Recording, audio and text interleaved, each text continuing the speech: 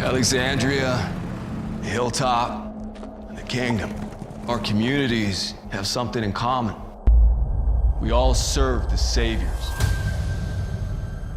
We already started this, and we're gonna win. Whatever it takes.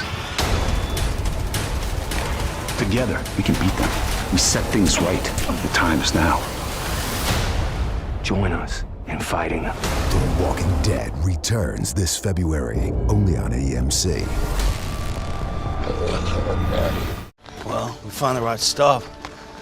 Maybe we don't need the numbers. Blow them up, burn them to the ground. You said there weren't just soldiers with the Saviors, that there were workers there. People didn't have a choice. Yeah, we gotta win. Yeah, we need more hands, another group. Negan has outposts. The geography, the distance works against us. We gotta get back. They come looking for Daryl. We need to be there. You don't have to get back. Not yet. It's one of theirs. Long range. We can listen in. Keep track of them. So if we're not going back, what are we doing then? I think it's time I introduce you to Ezekiel. King Ezekiel. Kang? Hey YouTubers, it's Charlie. So new Walking Dead footage, let's break it down. March to war, all out war. I'll also address what's going on with Chandler Riggs and Carl Grimes with the time jump in season 8 and all that craziness. So there is a new round of the Walking Dead giveaway that's going on now. All you have to do to enter is be a subscriber and leave a comment on this video. Be sure to click that bell to enable alerts so you don't miss anything during the off season.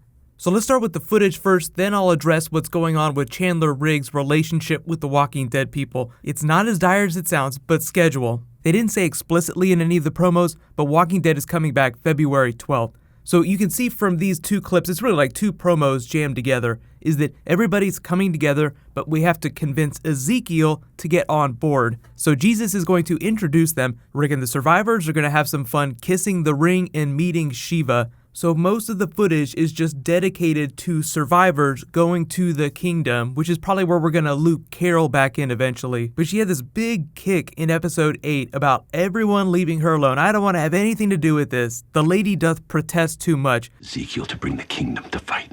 You're not understanding me. I didn't want you, I didn't want Ezekiel or Morgan coming here, and I don't want anything to do with your lives or your deaths. I just want to be left alone.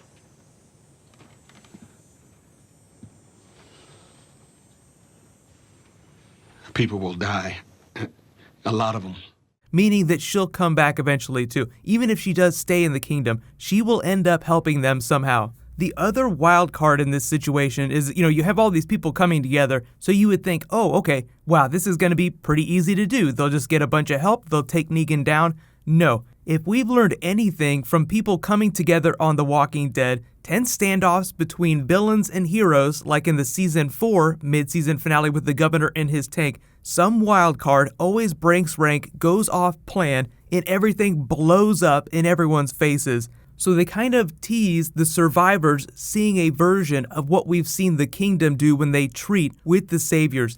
The last time we saw this scene, Richard almost got in a fight with one of the saviors. So even though he was able to keep his cool, remember all those scenes in episode 8 where he started to lose his mind trying to get Morgan and Carol to convince Ezekiel to commit to a first strike against Negan. And then he went off and cried in his little trailer in the woods. So a lot of you are probably like, why are they dedicating so much time to him crying in the woods by himself in this weird trailer? He's a big character, but why are we spending so much time with him? So it seems like what they're doing is they're setting him up as the wild card on the Survivors the Kingdom side. So if there's any big tense standoff, if somebody's going to go rogue, it's going to be Richard who wants to do the first strike. The other big wild card is Gregory at Hilltop, who is the biggest bag of dicks that they have inside one of these places now that Spencer is dead. Spencer was a giant bag of dicks. Gregory is a giant bag of dicks. So if they're under threat of anybody turning against them with hopes of maybe getting favorable treatment or securing his leadership, it's Gregory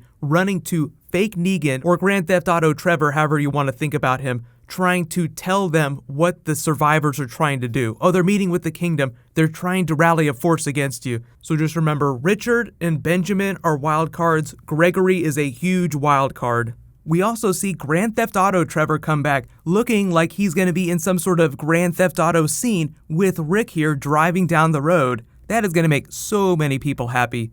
And then think about the Benjamin character. We haven't seen him in a while, but they spent a lot of time setting him up as like this innocent young character that Ezekiel was trying to watch over, because it sounds like he felt guilty that he got his father killed. So he kind of took it on himself to take Benjamin under his wing, sort of like a really nice version of what you kind of saw happening with Negan and Carl. Like, Negan was fascinated by Carl, but it was this really twisted, psychotic thing. So, Benjamin, very innocent character, not a great soldier, probably close to the top of my list for characters that are going to die in the back half of the season, just because they're teasing this crazy intensity, this build-up to all-out war, and he is just not a warrior at all. And what happens on The Walking Dead when the shit hits the fan? Usually the people that get killed are the innocent bystanders, like Olivia in episode 8.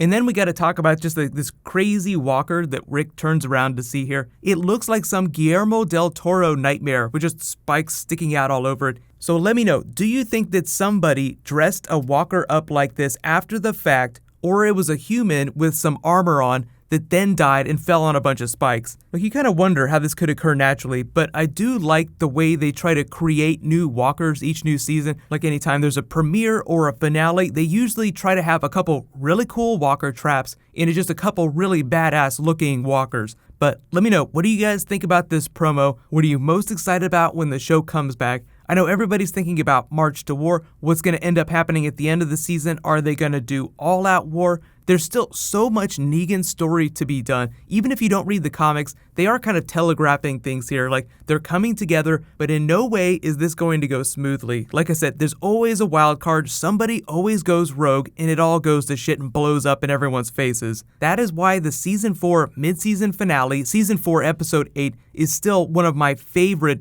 mid-season finales on The Walking Dead ever, just because the governor rolls up with a tank, Rick tries to get him to chill, but the governor isn't having it, boom, beheads Herschel, and it all starts to blow up in their faces, and goodbye prison. It was one of the best ways that they got rid of their old set, gave them a reason to go somewhere else. So they haven't really said how much longer they're going to stay at the safe zone. They could stay there for a lot longer, but supposedly there's going to be a time jump when we get to Season 8, so hopefully they'll blow up a couple more big places by the end of the season. So moving on to Chandler Riggs, Carl Grimes. What the hell is going on? There have been all these rumors about him leaving the show to go to college. So what's happening in real life is that the actor Chandler Riggs is ended his 7-year contract that he signed when he first came on to The Walking Dead. So his father posted this celebratory notice like, yay, 7-year contract up. We're so happy about this accomplishment. We're so proud of him. Bigger and better things on the horizon. Just making it sound like he was moving on from the show and was just going to go do other things. So people are like, Carl Grimes is like a really freaking huge character. How are they going to address this? Is this a spoiler? So the internet went crazy. He deleted that post, and then Chandler Riggs, as well as his mother, came out and just said, this was just meant to celebrate the 7-year contract being completed. Riggs said that he was excited to go to college and was hoping that he would continue his relationship with the Walking Dead people. So it sounds like they'll continue to do Carl stuff, but in a diminished capacity, which I think everybody is fine with. Like, if they're not going to do a lot of Carl's story, it's okay if he's not standing in every single frame in the background just to be there. So Chandler Riggs, the actor, is just really excited to do real kid stuff, go to college, hang out with his friends, play video games, but he doesn't want to stop doing The Walking Dead. But just because of time constraints, just expect them to use less Carl in Season 8, much less Carl. In the time jump, they did say there would be a time jump from the end of Season 7 to the beginning of Season 8. They didn't say how much time would pass, but that just kind of fueled a lot of the Carl craziness, because they're like, does that mean they need to recast a version of Carl? They're definitely going to have to recast Judith. But I think it's just them making a beeline for Whisperers in the wake of All Out War. But I do think that All Out War, just because it's such a big comic book arc, is going to encompass the last little bit of Season 7 and the early part of Season 8. Like, it's just going to be this long, drawn-out craziness. Then they can make room for the Whisperers to come on. So what's going to be happening tonight is I'll post some new Flash, and then I'll be posting a Star Wars Obi-Wan Kenobi video before we get started with Rogue One craziness. And I will be doing a bunch of Rogue One videos later this week, so make sure you go see the movie when you have the chance. While you guys wait for that to post, you can click here for all my Walking Dead videos, and you can click here to rewatch those Spider-Man trailers. Thank you so much for watching, everybody. Let's high five. I'll see you guys tonight.